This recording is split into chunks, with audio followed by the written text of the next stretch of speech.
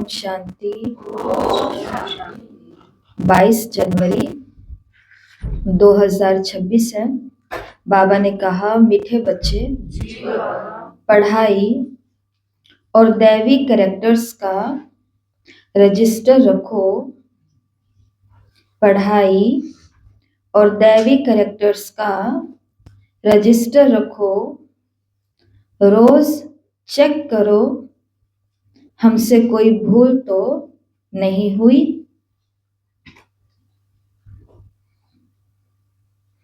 हमसे कोई भूल तो नहीं हुई। तो 2 रजिस्टर है, एक है पढ़ाई का और एक है दैवी कैरेक्टर्स का। पढ़ाई का रखा जाएगा स्कूल के अंदर रजिस्टर, दैवी कैरेक्टर्स का रखा जाएगा खुद के पास रजिस्टर।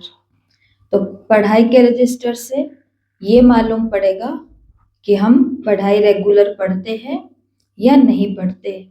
दैवी कैरेक्टर से ये मालूम पड़ेगा कि हमने कितने दिन भूल की, किस किस दिन हमने नोट की और किस दिन भूल नहीं की, या किस दिन भूल की तो सही लेकिन नोट नहीं की। तो एक रजिस्टर रहता है क्लास में और एक रजिस्टर रहता है स्टूडेंट के पास में। तो बाबा ने जो पास में रहता है उसके बारे में कहा कि रोज चेक करो हमसे कोई भूल तो नहीं होती। प्रश्न है, तुम बच्चे किस पुरुषार्थ से राजाई का तिलक प्राप्त कर सकते हो? तुम बच्चे किस पुरुषार्थ से राजाई का तिलक प्राप्त कर सकते हो? तो ऐसी 2 बातें बाबा ने मुरली में बताई। 2 पुरुषार्थ है। पहला, सदा आज्ञाकारी रहने का पुरुषार्थ करो। संगम पर फरमान बरदार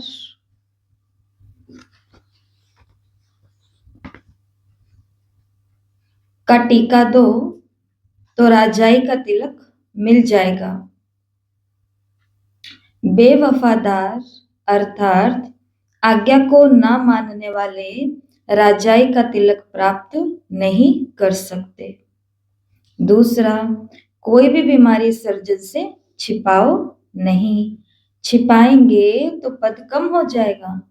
बाप जैसा प्यार का सागर बनो तो राजाई का तिलक मिल जाएगा।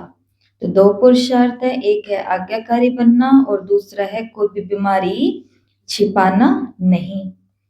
ओम शांति। सभी प्यार से बोलेंगे ओम शांति। रूहानी बाप रूहानी बच्चों को समझा रहे हैं, पढ़ाई माना समझ। तुम बच्चे समझते हो ये पढ़ाई बहुत सहज और बहुत ऊंची है और बहुत ऊंच पद देने वाली है। ये सिर्फ तुम बच्चे जानते हो कि ये पढ़ाई हम विश्व का मालिक बनने के लिए पढ़ रहे हैं। तो पढ़ने वालों को बहुत खुशी होनी चाहिए। कितनी ऊंची पढ़ाई है। ये वही गीता एपिसोड भी है, संगम युग भी है। तुम बच्चे अब जगे हो, बाकी सब सोए पड़े हैं। गायन भी है माया की नींद में सोए पड़े हैं। तुमको बाबा ने आकर जगाया है। सिर्फ एक बात पर समझाते हैं, मीठे बच्चे, याद की यात्रा के बल से तुम सारे विश्व पर राज्य करो, जैसे कल्प पहले किया था। ये स्मृति बाप दिलाते हैं।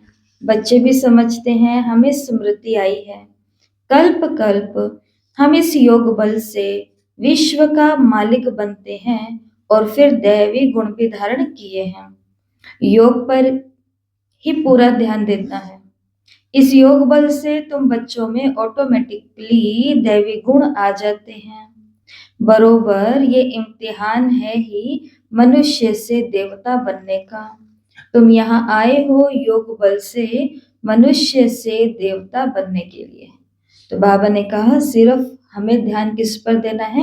योग पर। बाबा कहते हैं कि केवल योग बल से सारे दैवी गुण अपने आप आ जाएंगे। थोड़े दिन पहले बाबा ने मुरली के शायद वरदान के अंदर कहा था कि अगर सर्व कलाओं में संपन्न बनना है तो क्या करना है? बीज रूप। बस एक ही कला सीखनी है और वो कौन सी कला है? बीज रूप स्थिति। जितना समय चाहे, जब चाहे और उतनी देर और उस जगह पर उस स्मृति में टिक जाना और बीजरूप स्थिति का भी ये बाबा ने कहा। तो बाबा ने कहा ये एक कला को सीखो, बाकी सारी 16 कलाएं जो कृष्ण नौलाख आत्माओं में है वो आ जाएगी। उसी प्रकार बाबा ने कहा कि केवल योग पर ध्यान दो, बाकी दैवी गुण अपने आप आ जाएंगे। तुम यहाँ आए हो योग बल से मनुष्य से देवता बनने के लिए, और ये भी जानते हो कि हमारे योग बल से सारा विश्व पवित्र होना है। पवित्र था, अब अपवित्र बना है। सारे चक्र के राज को तुम बच्चों ने समझा है और दिल में भी है। भल कोई नया भी हो तो भी ये बातें बहुत सहज है समझने की। तुम देवता पूज्य थे, फिर पुजारी तमो प्रधान बने, और कोई ऐसे बतला भी न सके। बाप क्लियर बताते हैं, वो है भक्ति मार्ग और ये है ज्ञान मार्ग। भक्ति पास्ट हो गई, पास्ट की बातें चितवो नहीं, वो तो गिरने की बात है। बाप अब चढ़ने की बातें सुनाते हैं। बच्चे भी जानते हैं हमको दैवी गुण धारण करने हैं जरूर। रोज चार्ट लिखना चाहिए, हम कितना समय याद में रहते हैं, हमारे से क्या क्या भूलें हुई। भूल की भारी चोट भी लगती है। उस पढ़ाई में भी कैरेक्टर्स देखे जाते हैं और इसमें भी कैरेक्टर को देखा जाता है। ज्ञान बहुत अच्छा है, योग भी बहुत अच्छा है, लेकिन बाबा ने कहा देखा क्या जाएगा? दिव्यता को या कैरेक्टर्स को, चरित्र को जिसको बोलेंगे। बाप तो तुम्हारे कल्याण के लिए कहते हैं, उसमें भी रजिस्टर रखते हैं पढ़ाई का और कैरेक्टर का। यहाँ भी बच्चों को दैवी कैरेक्टर बनाना है, भूल ना हो ये संभाल करनी है। तो अपने आप से प्रश्न पूछना है। बाबा ने कहा मेरे से कोई भूल तो नहीं हुई, इसलिए कचहरी भी करते हैं। कोई स्कूल आदि में कचहरी नहीं होती है, यह अपने दिल से पूछना है। बाप ने समझाया है, माया के कारण कुछ ना कुछ अवज्ञाएं होती रहती हैं। शुरू में भी कचहरी होती थी, बच्चे सच बताते थे। बाप समझाते रहते हैं, अगर सच ना बताया तो वो भूलें फिर वृद्धि को पाती रहेंगी, उल्टा और ही भूल का दंड मिल जाएगा। भूल ना बताने से नाफरमान बरदार का टीका लग जाएगा। बाबा ने कहा टीका तो लगेगा, लेकिन कौन सा? बेवफा, बेवफा बनने का। इसके लिए भूल होती है तो बाबा ने कहा बताओ, और उसको बल्कि छिपाओ नहीं। छिपाएंगे तो बाबा ने कहा टीका निकल जाएगा, फिर राजाई का तिलक मिल न सके। आज्ञा नहीं मानते हैं, बेवफादार बनते हैं तो राजाई पद पा नहीं सकते। सर्जन भिन्न भिन्न प्रकार से समझाते रहते, सर्जन से अगर बीमारी छिपाएंगे तो पद भी कम हो जाएगा। सर्जन को बताने से कोई मार तो नहीं पड़ती है ना, यहाँ पर अगर सच बताएंगे तो पिटाई होगी हमारी, तो फिर क्यों छिपाते हैं हम बातें? हम मतलब हम ही नहीं हो रहा, हम का मतलब हम सभी भगवान के बच्चे, ये सारा संसार जो है। छिपानी नहीं चाहिए, लेकिन फिर भी हम छिपाते हैं। बाबा ने कहा यहाँ पर मार तो नहीं पड़ती ना, ये टीचर मारती है। खुशी होती है कि सच्चाई बताएंगे, हल्का हल्के हो जाते हैं, ऐसे लगता है कि कितना बड़ा सारा भार उठा करके रखा था और वो बता दिया और निश्चिंत। तो बाबा ने कहा सर्जन को बताने से कोई मार तो नहीं पड़ती ना, बाप सिर्फ कहेंगे सावधान। फिर अगर ऐसी भूलें करेंगे तो नुकसान को पाएंगे, पद बहुत कम हो जाएगा। वहां तो नेचुरल दैवी चलन होगी, यहाँ पुरुषार्थ करना पड़ता है, घड़ी घड़ी फेल नहीं होना है। बाप कहते हैं बच्चे, देखो बाबा कितने प्यार से कहते हैं, बच्चे जास्ती भूल ना करो, हल्की फुल्की करो, थोड़ी बहुत करो, छोटी छोटी करो, लेकिन ऐसा नहीं कि भूल के ऊपर भूल, भूल के ऊपर फिर एक भूल, एक और भूल, और हर सब्जेक्ट में भूल हो रही है। तो बाबा ने कहा जास्ती भूलें ना करो। बाप बहुत प्यार का सागर है, बच्चों को भी बनना है। यथा बाप तथा बच्चे, यथा राजा रानी तथा प्रजा। बाबा तो राजा है नहीं तुम जानते हो बाबा हमको आप समान बनाते हैं। बाप की जो महिमा करते हैं वो तुम्हारी भी होनी चाहिए। बाबा समान बनना है। माया बड़ी प्रबल है, तुमको रजिस्टर भी नहीं रखने देती है। माया के फंदे में पूरे फंसे हुए हो।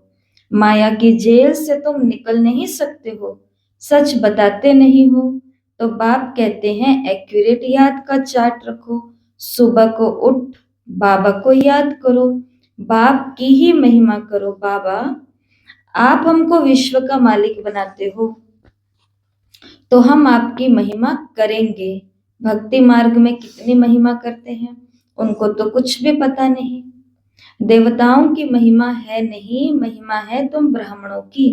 सबको सदगति देने वाला भी एक बाप है। वो क्रिएटर भी हैं, डायरेक्टर भी हैं, सर्विस भी करते हैं और बच्चों को समझाते भी हैं। प्रैक्टिकल में कहते हैं वो तो सिर्फ भगवानुवाच सुनते हैं शास्त्रों से। गीता पढ़ने आते हैं, फिर उनसे मिलता क्या है। कितना प्रेम से बैठ पढ़ते हैं, भक्ति करते हैं, पता नहीं पड़ता कि इनसे होगा क्या। ये नहीं जानते कि हम सीढ़ी ही नीचे उतर रहे हैं। दिन प्रतिदिन तमो प्रधान ही बनना है। ड्रामा में नूंद ऐसी है। इस सीढ़ी का राज सिवाय बाप के और कोई समझा न सके। शिव बाबा ही ब्रह्मा द्वारा समझाते हैं। ये भी इनसे समझकर फिर तुमको समझाते हैं। मूल बड़ा टीचर, बड़ा सर्जन तो बाप ही है। तो उनसे ब्रह्मा बाबा सीखते हैं और फिर जो बच्चे बाबा से मिलने के लिए आते थे, ग्रुप्स आते थे, बाबा को पत्र लिखते थे, तो बाबा शिव बाबा से समझ करके उनको समझाते। याद उनको करना है, ऐसे नहीं कि ब्राह्मणी को याद करो। याद तो एक की ही रखनी है। कभी भी किसी के साथ मोह नहीं रखना। एक बाप से ही शिक्षा लेनी है, निर्मोही बनना है। इसमें बड़ी मेहनत है। ब्राह्मणी को याद करने से क्या मिलेगा? कुछ नहीं मिलना है। और उनके सारे आ जाएंगे। उनके गुण आएंगे, उनके अवगुण भी आ जाएंगे, दोनों आ जाएंगे।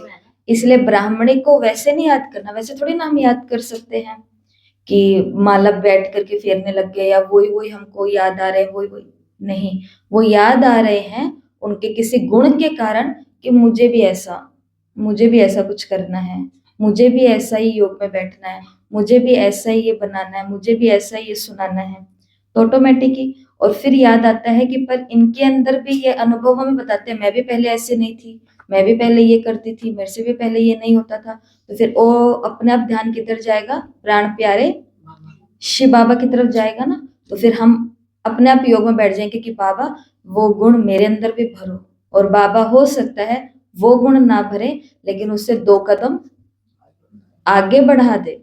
तो वही तो बाबा ने मुरली में बोला है कि अगर सीधा हम बाबा से समझेंगे लेंगे तो स्टूडेंट टीचर से भी आगे इतना मार्जिन रखा है बाबा ने, जा सकते हैं।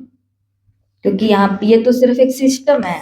जैसे हम एक मॉल में जाते हैं ना, तो वहां पर ड्रेस पहने हुए होते हैं जो वहाँ के सेल्समैन होते हैं। वो किस लिए होते हैं? ताकि भाई आने वाले लोग हैं वो उनको पता ही नहीं चलता कौन सा सामान कहाँ रखा हुआ है, कौन सी चीजें कहाँ रखी हुई है। तो यूनिफॉर्म वाले होते हैं तो उनको हम पहचान लेते हैं कि इधर उधर किसी से नहीं पूछना। कभी कभी भुलेखे में क्या हो जाता है कि जो खुद एक कस्टमर है उसे दूसरा कस्टमर पूछ रहा है कि ये सामान कहाँ रखा हुआ है, तो वो बोलता है मैं तो खुद एक कस्टमर हूँ, मुझे तो खुद ही नहीं पता।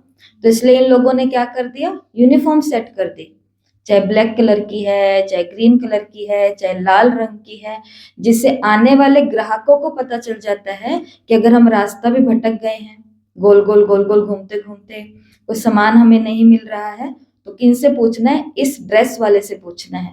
उधर जाओगे पूछोगे तो वो सीधा सामान के पास भेजेगा।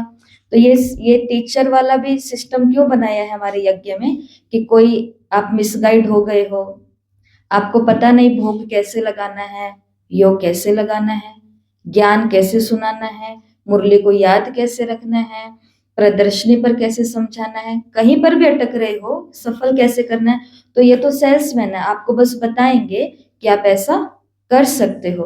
बाकी सामान खरीदना भी आपको है, और जो ग्राहक आप बनने हो वो बनने भी उसके हो। उसका बीच में तो कोई रोल नहीं है, वो तो केवल अपनी ड्यूटी कर रहा है, क्योंकि उसको भी उस ड्यूटी के बदले में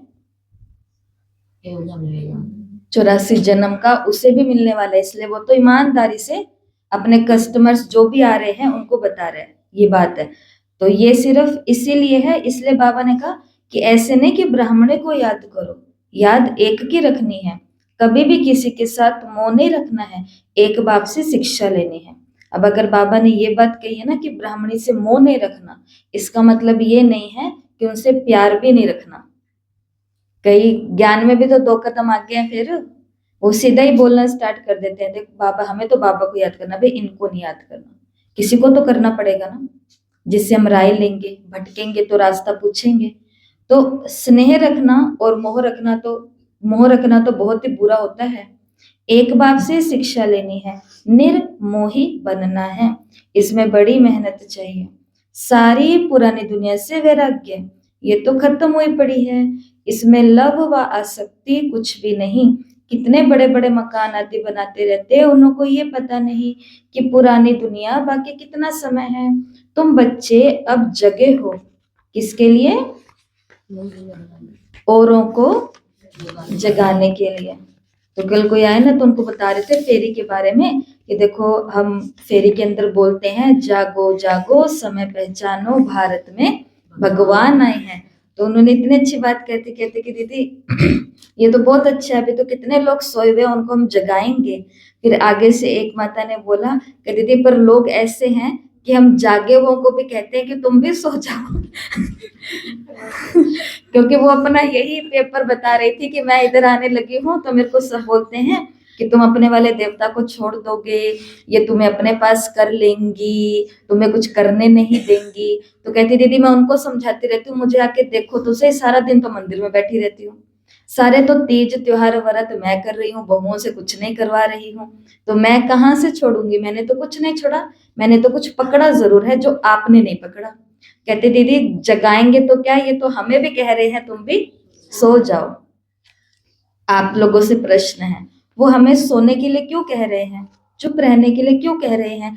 टिक करके अपना जो पहले कर रहे थे वो करते रहो शांति से, ऐसा क्यों कह रहे हैं? और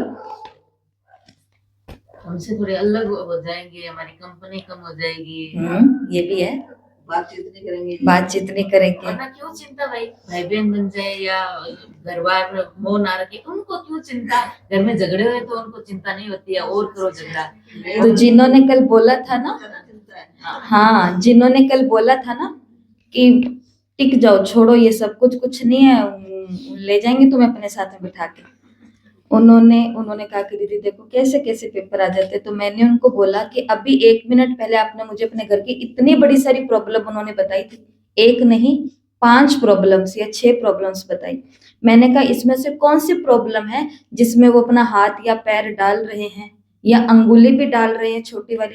कहते दीदी कोई नहीं, लेकिन पता नहीं ओम शांति से दूर हो जाओ ये कहने के लिए ये लोग कैसे आ जाते हैं। तो मैंने कहा कि वो आपको बुद्धि चाहिए। कहते दीदी वो बुद्धि मेरे को है।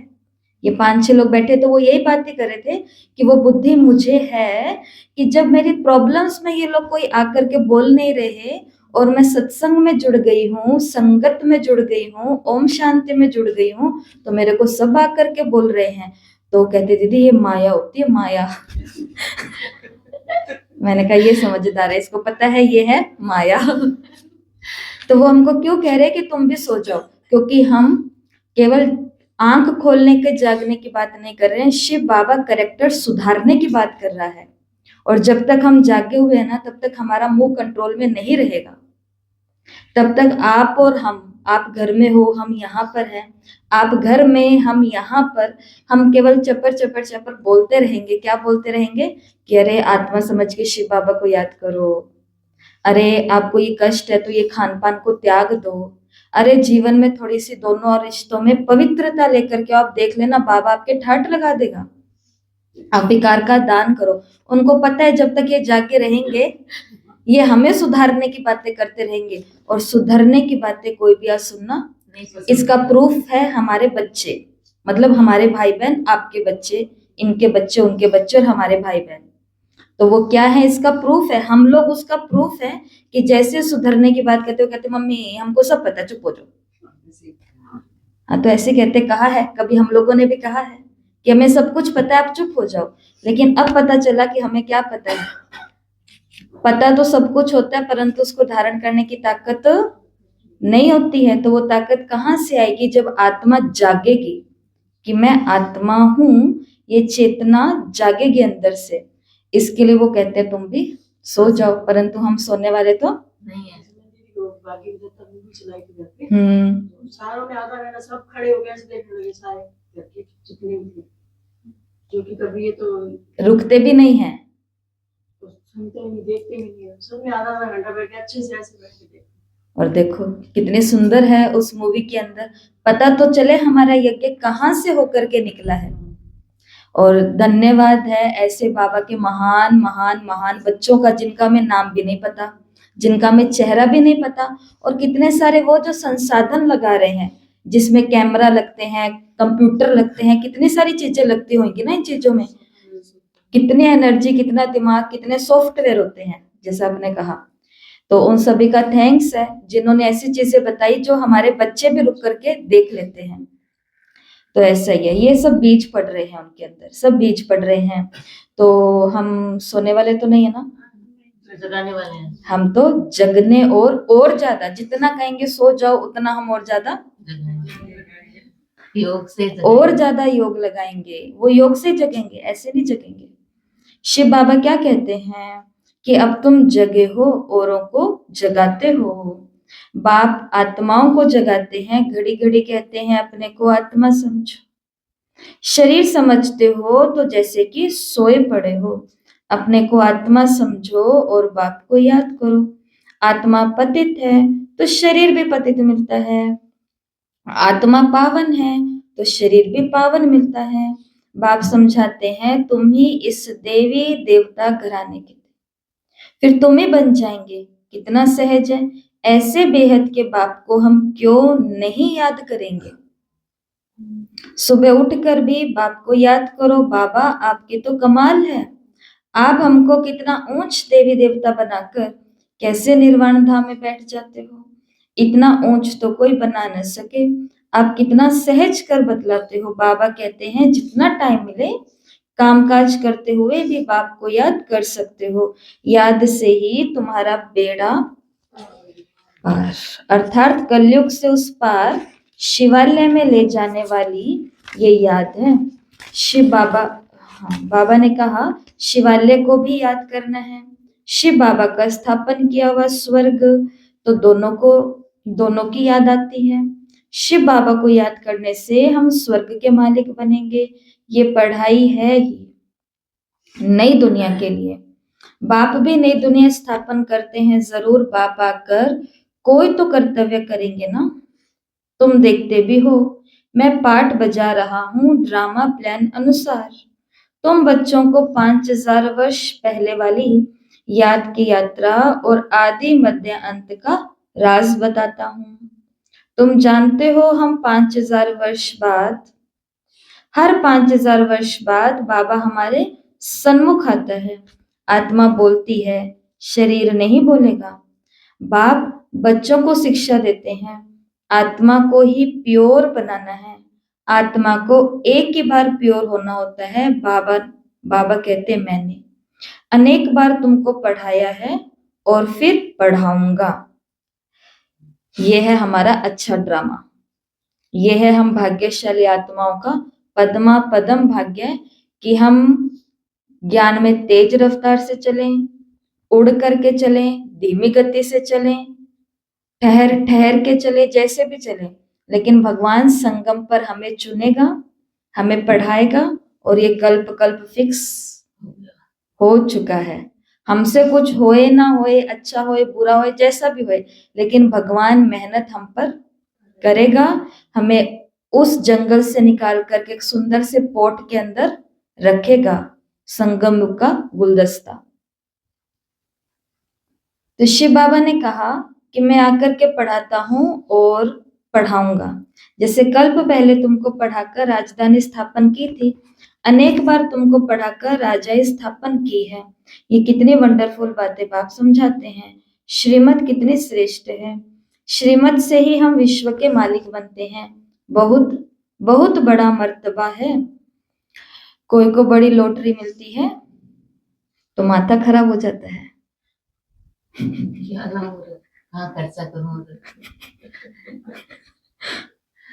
एक ही कहानी है, उसको अलग अलग तरीके से हर एक धर्म के अंदर बताया जाता है। आपको भी यहाँ सुनाई हुई है। एक बच्ची होती है, वो डॉक्टर के पास जाती है। डॉक्टर को जाके कहती है कि मेरे पापा हार्ट के पेशेंट हैं, 10 करोड़ की लॉटरी लगी है, मैं उनको एकदम से बताऊंगी तो उनको कहीं पर शौक ना लग जाए, इसके लिए अब मैं क्या करूं, मुझे अब सुझाव दो। डॉक्टर फैमिली डॉक्टर होता है तो दोस्त भी होता है उसके पिताजी का, तो वो कहता है कि ये काम तो मुझ पर छोड़ दो, मैं बातों बातों में धीरे धीरे करके समझा दूंगा। तो वो अपने दोस्त के पास जाता है, मानो उस पेशेंट के पास जाता है और उसको जा करके कहता है कि देखो, अगर मानो तुम्हारी 5 लाख की लॉटरी लग जाए तो तुम क्या करोगे। वो कहता है 5 लाख की लॉटरी लग गई ना तो 50,000 तुमको दे दूंगा। वो कहता है कि अगर तुम्हारी मानो 10 लाख नहीं, थोड़ा सा ऊपर 50 लाख की लॉटरी लग जाए तो तुम क्या करोगे। वो कहता है 1 लाख तुमको दे दूंगा। ऐसे करते करते वो बोलता है अगर मान लो तुम्हारी 10 करोड़ की लॉटरी लग गई तो तुम क्या करोगे। वो कहता है कि 1 करोड़ तुमको दे दूंगा। डॉक्टर को शौक लगा और अटैक आ गया उसको कि वो भी नहीं संभाल पाया कि 1 करोड़ मुझे मिल जाएंगे। हॉस्पिटल में भर्ती हो गया, कहानी खत्म। उससे वो खुशी के अंदर भी तो होता है ना। तो बाबा ने कहा जब लॉटरी मिलती है बड़ी तो माथा खराब हो जाता है, कोई कोई चलते चलते होपलेस हो जाते हैं, ये पढ़ाई पढ़ नहीं सकते। ऐसे ही हमको कितनी बड़ी लॉटरी मिली है, लेकिन कभी कभी ये सदमा सहन नहीं होता है, मतलब कि ये बात सहन नहीं होती है, सदमा लग जाता है, माथा खराब हो जाता है और चलते चलते फिर होपलेस हो जाते हैं। हम इस ज्ञान में नहीं चल सकते, हम थोड़ी ना गृहस्थी में रहते सब धारणाएं कर सकते हैं ना भाई, यहाँ पे तो रोज रोज ये चलता रहता है, तो होपलेस हो जाते हैं, ना उम्मीदी हो जाते हैं। फिर वो कहते हैं कि हम अब पढ़ नहीं सकते, हम विश्व की बादशाही कैसे लेंगे। बाबा ने कहा तुम बच्चों को तो बहुत खुशी होनी चाहिए। बाप कहते हैं अतीन्द्रिय सुख और खुशी की बातें मेरे बच्चों से पूछो। तुम जाते हो सबको खुशी की बातें सुनाने। वाह, देखो क्या कहा बाबा ने। हम जहाँ सेवा करने के लिए जाते हैं, हमें लगा था कि हम तो 2 बाप का परिचय देने जाते हैं, हम तो बाबा का अवतरण बताने के लिए जाते हैं, हम तो सारी 7 दिन का कोर्स कराने जाते हैं। लेकिन आज तो बाबा ने हमें प्रोजेक्ट दे दिया कि तुम बच्चे जाते हो सबको खुशी की बातें सुनाने।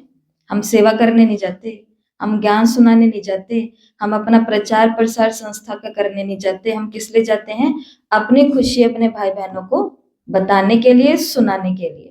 तुम ही विश्व के मालिक थे और फिर 84 जन्म भोग गुलाम बन जाते हो। गाते भी हैं मैं गुलाम तेरा, समझते हैं अपने को नीच कहना, छोटा होकर के चलना अच्छा है। देखो बाप कौन है, उनको कोई जानते नहीं, उनको भी सिर्फ तुमने जाना है। बाबा कैसे आकर के सबको बच्चा बच्चा कह समझाते हैं। ये आत्मा और परमात्मा का मेला है, उनसे हमको स्वर्ग की बादशाही मिलती है। जब बाबा के ऊपर अटैक करने के लिए आए थे और बाबा तो ऊपर की तरफ थे, तो उन्होंने बोला कि नहीं अभी नहीं मिलेंगे या जो भी बातें हैं। तो जैसे वो बाबा के आगे जाकर के खड़े हुए वो लोग, तो बाबा ने सीधा ही उनको देखते बोला आओ बच्चे, बैठो बच्चे। इतने में वो शांत हो गए। तो बाबा तो हर एक को क्या कहकर समझाते हैं, बच्चा बच्चा कह करके समझाते हैं। यह आत्मा और परमात्मा का मेला है, उनसे हमको स्वर्ग की बादशाही मिलती है। बाकी गंगा स्नान आदि करने से कोई स्वर्ग की राजाई नहीं मिलती है। गंगा स्नान तो बहुत बार किया, ये तो पानी सागर से आता है, परंतु ये बरसात कैसे पड़ती है, इसको ही तो कुदरत कहेंगे। इस समय बाप तुमको सब कुछ समझाते हैं। धारणा भी आत्मा ही करती है, ना कि शरीर। तुम फील करते हो बरोबर बाबा ने हमको क्या से क्या बना दिया।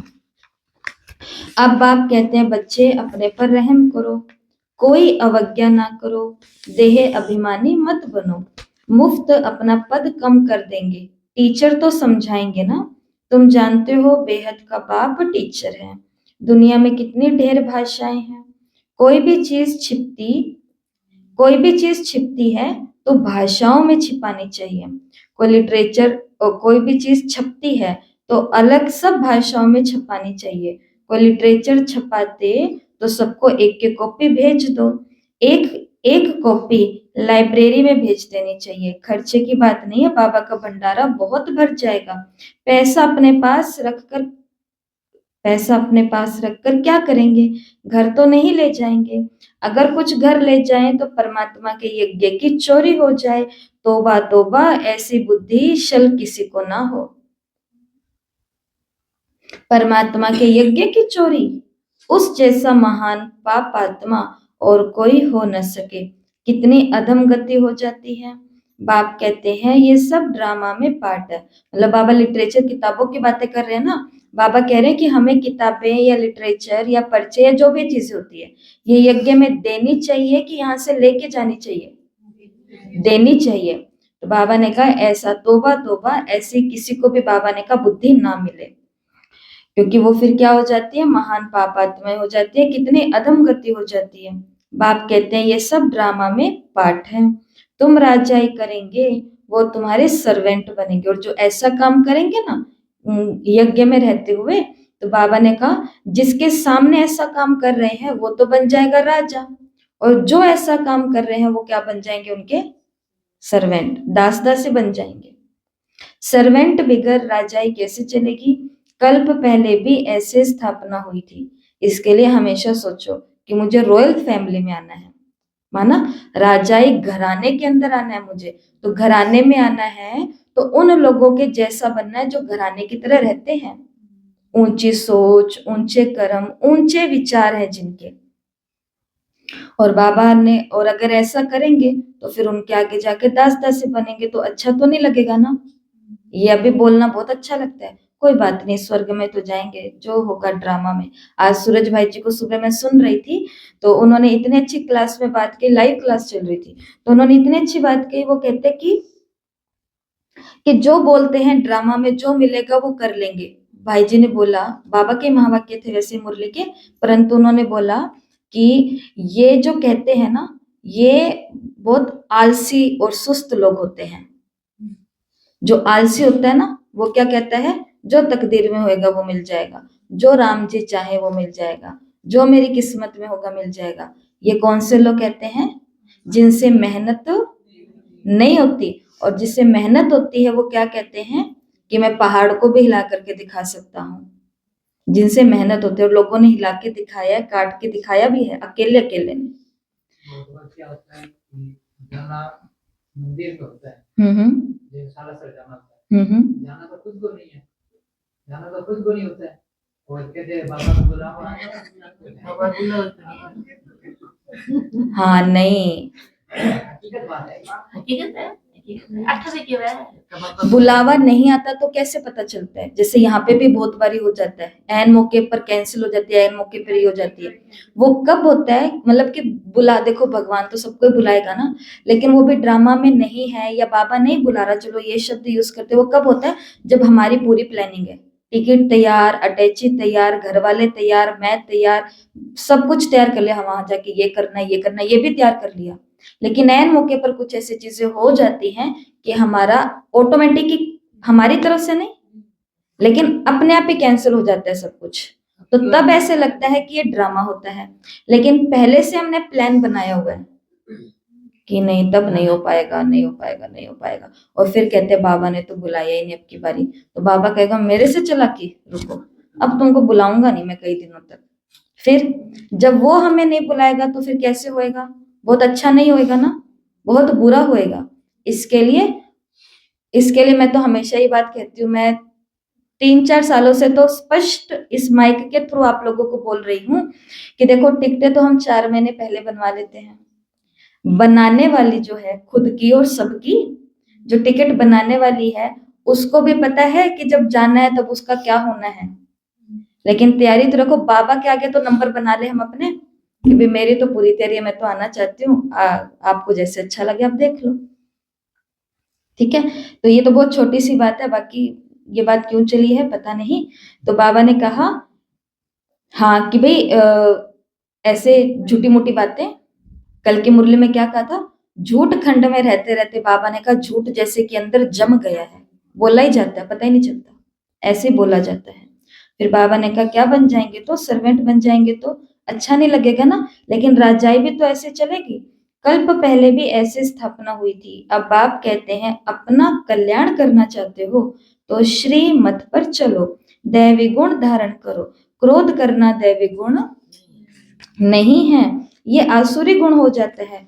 कोई क्रोध करे तो चुप कर देना चाहिए, रिस्पॉन्ड नहीं करना चाहिए। हर एक की चलन से समझ सकते हैं अवगुण तो सब में है। जब कोई क्रोध करते हैं तो उनकी शक्ल तांबे जैसी हो जाती है, मुख से बॉम्ब चलाते हैं, धाम धाम धाम धाम धाम, फिर सोचते नहीं क्या बोल रहे हैं, फिर सोचते नहीं क्या बोल रहे हैं, और फिर उसका असर क्या होता है, उस पे तो पता नहीं क्या होता है क्या नहीं होता, लेकिन खुद की बॉडी के ऊपर बहुत बुरा होता है। लेकिन समझदार आत्मा कौन सी होती है, जागी हुई आत्मा कौन सी होती है, जो अपने उस संस्कार को जड़ से ही खत्म कर देती है। इसलिए एक मुरली में बाबा ने कहा था कि तुम तुम्हारे संस्कारों को नहीं बदलोगे ना, लेकिन मेरा जिस बच्चे से बहुत ज्यादा प्यार होएगा उसके सामने उस विकार की ऐसी परीक्षा लेकर के आऊंगा, वो कान पकड़ लेगा आगे से ये काम ना करने का। लेकिन ये कौन से बच्चे होंगे, जो भगवान के बहुत प्यारे होंगे, उनकी हेल्प भगवान खुद करेगा कि वही विकार सामने आएगा पेपर बन करके, और वो हमेशा के लिए उस संस्कार को बदल। गुस्सा करना तो वो छोड़ ही देंगे, बोलना तो वो छोड़ ही देंगे, राय देना तो वो छोड़ ही देंगे, क्योंकि उनको समझ आ जाएगा कि हर आत्मा अपने कर्मों के अनुसार अपनी समझ के अनुसार चलेंगी। इसके लिए मुख से बॉम्ब, नहीं निकालते। गोलियां, तो फिर क्या निकालना, रतन, ज्ञान रतन। ज्ञान रतन। जब आमने सामने हो तो रतन रतन ही निकलने चाहिए, या फिर सबसे अच्छा काम है चुप रहना। आते हैं रोज फोन आते हैं, पति पत्नी के घरों में क्या होता है, रोज का यही होता है ना, एक घर के अंदर तो पक्ष का फोन आता है कि दीदी अब क्या करें, तो उनको बोलते हैं अब 4 दिन चुप हो जाओ, 4 दिन में इनका गुस्सा कहाँ जाएगा धीरे धीरे। फिर इनको प्यार से बैठ करके बोलो कि मेरे कहने का, बताने का, करने का भाव ये था, कर रहे हैं प्रैक्टिस, हो रहे हैं काम। तो बाबा ने कहा नुकसान अपना ही कर देते हैं, पदभ्रष्ट हो जाता है, समझ होनी चाहिए ना। बाप कहते हैं जो पाप कर्म करते हो वो लिख दो, बाबा को बताने से माफ हो जाएगा, बोझ हल्का हो जाएगा। लेकिन मुझे कभी कभी ऐसा लगता है कि कितनी दुर्भाग्यशाली आत्माएं हम बन जाते हैं कभी कभी, कि हम पाप पर पाप करते जाते हैं परंतु हमको फील भी नहीं होता। वो आत्माएं संसार की सबसे ज्यादा दुर्भाग्यशाली आत्मा है, जिसको महसूस ही नहीं हो रहा। अभी तक हमारे आगे बातें आ रही हैं कि कैसे आत्माएं बदले की भावना के अंदर अभी तक जल रही हैं। तो ऐसी आत्माओं पर हम गुस्सा करें कि उनके ऊपर रहम करें, उनके ऊपर रहम, शीतलता करनी पड़ती है, योग करना पड़ता है कि बाबा इन आत्माओं को शांति दो, ये शांत रह करके अपना काम करें। क्यों ये अभी तक भी इतना मचल रही हैं, इतना अंदर में आग लेकर के जल रही हैं, इससे पता चलता है कि अभी तक योग अग्नि को जलाया नहीं तो ये अग्नि शांत हो जाती। अभी तक तो बातें इतनी लंबी नहीं होनी चाहिए थी। शिव बाबा कहते हैं अगर बाबा को बताएंगे तो माफ हो जाएगा, बोझ हल्का हो जाएगा। जन्म जन्मांतर से तुम विकार में जाने लगे हो, इस समय तुम कोई भी पाप कर्म करेंगे तो 100 गुना हो जाएगा, बाप के आगे भूल की तो 100 गुना दंड पड़ जाएगा, किया और अगर बताया नहीं तो और ही वृद्धि हो जाएगी। बाप तो समझेंगे, बाप तो समझाएंगे कि अपने को नुकसान नहीं पहुंचाओ। बाप बच्चों की बुद्धि सालीम बनाने आए हैं, बाप बच्चों की बुद्धि अच्छी बनाने आए हैं। देखो उस पिता को, उस टीचर को इतना तो अधिकार है ना कि वो हमको समझा सके कि आप ये अच्छा नहीं कर रहे हो। इतना तो अधिकार एक टीचर को होना चाहिए कि नहीं होना चाहिए, पालना करने वाले को होना चाहिए कि नहीं होना चाहिए, होना चाहिए ना। तो बाबा ने कहा, और वो भी क्यों समझाते हैं? क्योंकि वो हमारी अच्छी बुद्धि बनाना चाहते हैं। जानते हैं कि नहीं तो ये कैसा पद पाएंगे, वो भी 21 जन्मों की बात है। जो सर्विसेबल बच्चे हैं उनका स्वभाव बहुत मीठा होना चाहिए। कोई झट बाप को बदलाते, बाबा ये भूल हुई, बाबा खुश होते हैं। जब हम एकदम से बाबा को बता देते हैं ना कि बाबा ये भूल हो गई, तो बाबा क्या हो जाते हैं? भगवान खुश होगा तो और क्या चाहिए? करना खुश भगवान को, सबको ही करना है। ये तो बाप, टीचर, गुरु तीनों ही है, नहीं तो तीनों ही नाराज होंगे। ये है मुरली का लास्ट महावाक्य। अगर कोई बात छिपाई, बेवफाई की, आज्ञा नहीं मानी, आज्ञा में मिल गई कि ये करना है, लेकिन फिर भी हमने नहीं माना, झूठ का आधार लिया, मन का आधार लिया, तो बाबा ने कहा फिर एक को नहीं नाराज करोगे, बाप को भी करोगे, टीचर को भी करोगे और गुरु को भी करोगे, नहीं तो तीनों नाराज हो जाएंगे। अच्छा, मीठे मीठे सिकिलते बच्चों प्रति माता पिता बाप दादा का याद प्यार और गुड मॉर्निंग।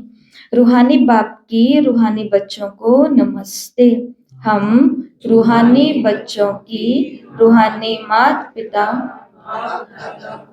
याद प्यार नमस्ते, गुड मॉर्निंग, ओम शांति, शुक्रिया बाबा, शुक्रिया, वाह बाबा वाह। धारणा के लिए मुख्य सार। पहला, श्रीमत पर चल, अपनी बुद्धि सालिम रखनी है, अच्छी रखनी है। श्रीमत पर चल, अपनी बुद्धि सालिम रखनी है, अच्छी। कोई भी अवज्ञा नहीं करनी है। बाबा ने कहा क्रोध में आकर मुख से बॉम्ब नहीं निकालना है। निकल जाता है, ये भी प्रैक्टिस है ना, अभ्यास है 63 जन्मों का, तो इस अभ्यास को भी काटना पड़ेगा। अभ्यास कटता है एक नए अभ्यास से, तो अब कौन सा नया अभ्यास लेंगे हम? चुप रहने का। तो क्रोध में आकर मुख से बॉम्ब नहीं निकालना है, चुप रहना है। दूसरा, दिल से एक बाप की महिमा करनी है। इस पुरानी दुनिया से आसक्ति व प्यार नहीं रखना है।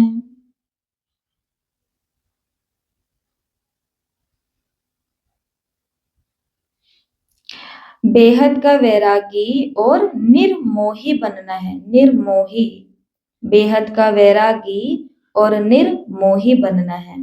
तो दिल से बाप की महिमा करनी है, पुरानी दुनिया से कोई आसक्ति प्यार नहीं रखना है, बेहद का वैरागी और निर्मोही बनना है। वरदान, याद के आधार द्वारा माया की कीचड़ से परे रहने वाले,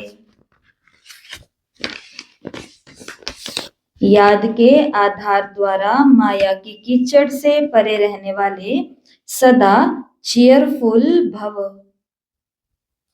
सदा चीयरफुल भव। तो याद करें वरदान को 3 भागों में। तो वरदान का पहला भाग है याद के आधार द्वारा, ये है पहला भाग कि ये जो हमें करना पड़ेगा। फिर उससे होगा क्या? माया की कीचड़ से परे रहने वाले, और ये हो, और फिर इसके बाद हम क्या बन जाएंगे? सदा चीयरफुल। तो याद के आधार द्वारा माया की कीचड़ से परे रहने वाले सदा चीयरफुल भव। याद के आधार द्वारा माया की कीचड़ से परे रहने वाले सदा चीयरफुल भव। तो एक है जो करना पड़ेगा, वो क्या है? याद के आधार द्वारा। और उससे क्या होएगा? माया के कीचड़ से परे रहेंगे, तो फिर हम क्या बन जाएंगे? सदा चीयरफुल बन जाएंगे।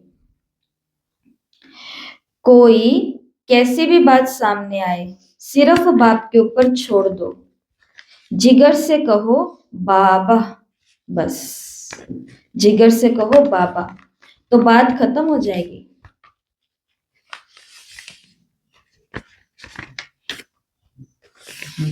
जिगर से कहो बाबा तो बात खत्म हो जाएगी।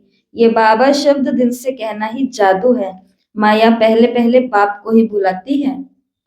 इसलिए सिर्फ एक बात पर अटेंशन दो तो कमल पुष्प समान अपने को अनुभव करेंगे। याद के आधार से माया के समस्याओं की कीचड़ से सदा परे रहेंगे। कभी किसी भी बात में हलचल में नहीं आएंगे। सदा एक ही मूड होगी, चीयरफुल। चीयरफुल किसको बोलते हैं? कि इतने खुश हैं किसके लिए? क्या है इसमें इतनी सी बात में इतनी खुश होने की क्या बात है? लेकिन उनके लिए वो इतनी सी बात नहीं है, उनके लिए वो बहुत। अब 21 दिन की हमारा योग पूरा हुआ है, रजिस्टर के अंदर इतने सारे वो लिखे हुए हैं, 1 घंटा योग, 2 घंटा योग, या जो भी आपकी स्थिति पूरा इस 21 दिन में घर में भी बहुत अच्छी रही होगी।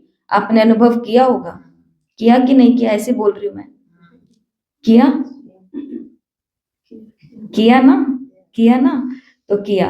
तो अब जब ये हुआ और हम हर दिन वो देखते थे, तो कर आप रहे और खुशी हमें होती थी। क्यों होती थी? क्योंकि इस वायुमंडल में नई नई आत्माएं आकर के बैठती हैं, और यहाँ पर हम पुराने बच्चे हैं जो नयों के लिए व्यवस्था कर रहे हैं। कौन सी व्यवस्था? माहौल की व्यवस्था, वाइब्रेशन की व्यवस्था। अच्छा हो गया था, कितना अच्छा है, कितना पावरफुल है। उठना नहीं करते, 5 बच्चे थे, मतलब बैठे ही रहते हैं। अब उस दिन वो बाबा मिलन था, तो वो कब के आए हुए हैं? मैंने कहा कि लगता है ये भूल तो नहीं गई कहीं पर जाना। पर वही बात है दीदी, कईयों के नहीं, कईयों से नहीं बैठा जाता। हाँ, वो तो चलो कोई बात नहीं, बैठा नहीं जाता, कारण बहुत है, मजबूरी भी बहुत है, घर से आ नहीं सकते, बहुत कुछ है। लेकिन छोटी छोटी बातों में हम अपने मूड को खत्म भी कर सकते हैं, और छोटी छोटी बातों में हम अपने मूड को खुशी में भी ला सकते हैं। लेकिन ये कब होएगा? जब हम हर छोटी छोटी बातों को पहले किसको देंगे? बाबा को देंगे। स्लोगन है, पवित्रता की धारणा व धर्म को जीवन में लाने वाले ही महान आत्माएं हैं। पवित्रता की धारणा व धर्म को जीवन में लाने वाले ही महान आत्मा है। पवित्रता।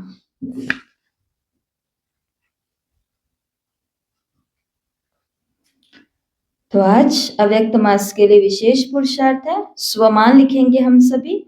मैं ब्रह्मा बाप समान सर्व बंधनों से मुक्त जीवन मुक्त आत्मा हूं, हमेशा वाला। और आज का योग अभ्यास है, तो आज पूरा दिन कर्म योग, और घर पे जो भी हम योग करने वाले हैं दिन में, तो उस समय क्या अनुभूति करेंगे? मैं आत्मा सर्वशक्तिवान की किरणों के नीचे बाबा की शीतलता का अनुभव कर रही हूँ।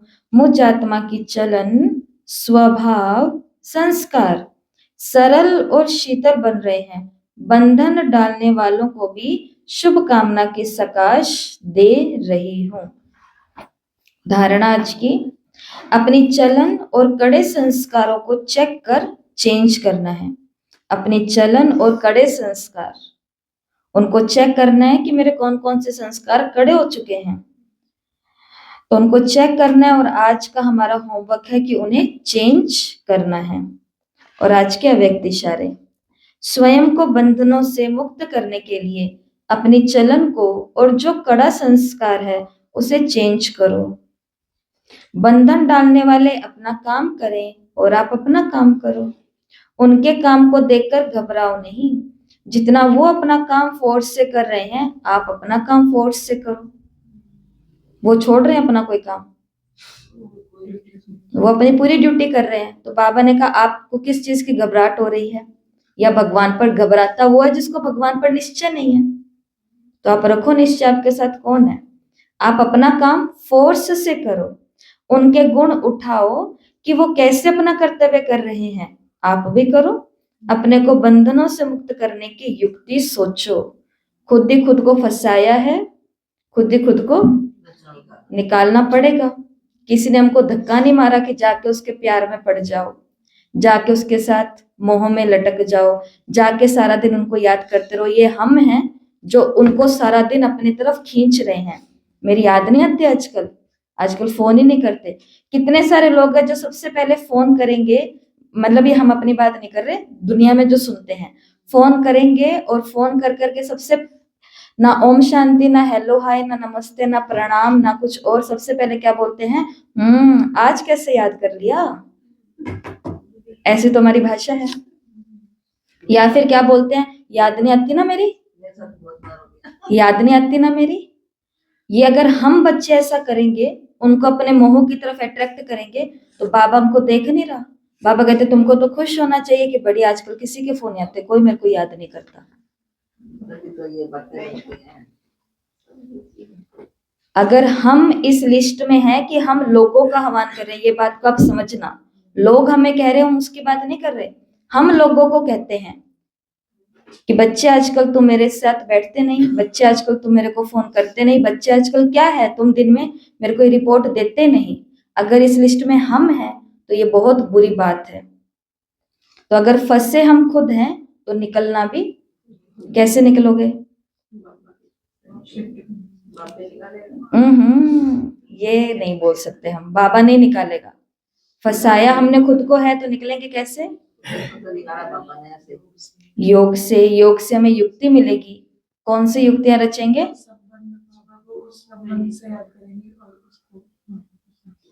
और कुछ करना भी पड़ेगा। लक्ष्मी बहन गहरे चिंतन में है।